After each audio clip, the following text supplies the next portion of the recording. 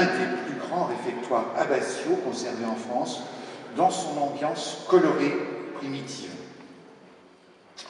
Leur réfectoire était une pièce maîtresse du site de Saint-Jean-des-Vignes et sa restauration extérieure, c'est-à-dire les charpentes, la couverture, le pluvial et le parement, puis intérieure, a été menée sous l'autorité de l'inspection des monuments historiques, suivie par messieurs Philippe Charron et Jean Graveau, et conduite par monsieur Thierry Algrin, l'architecte en chef des monuments historiques.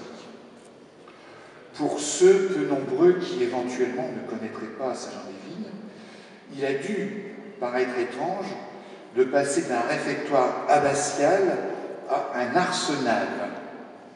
Et pourtant, c'est bien le destin qu'a connu Saint-Jean-des-Vignes, abbaye fondée au XIe siècle et occupée par des chanoines suivant la règle de Saint-Augustin.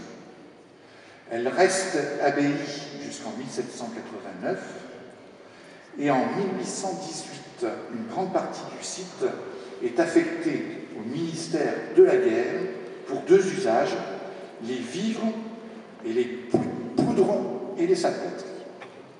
D'où la construction de cet arsenal derrière vous, dans lequel nous sommes, qui est devenu depuis 1995 un haut lieu de culture dont nous avons fêté en 2010 les 15 ans.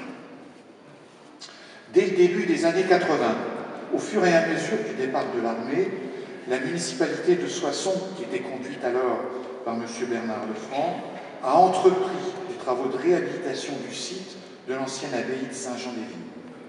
Dès l'origine, la volonté est claire, donner à ce site patrimonial exceptionnel une vocation culturelle, une vocation pédagogique, une vocation scientifique et touristique qui rayonne bien au-delà de Soissons.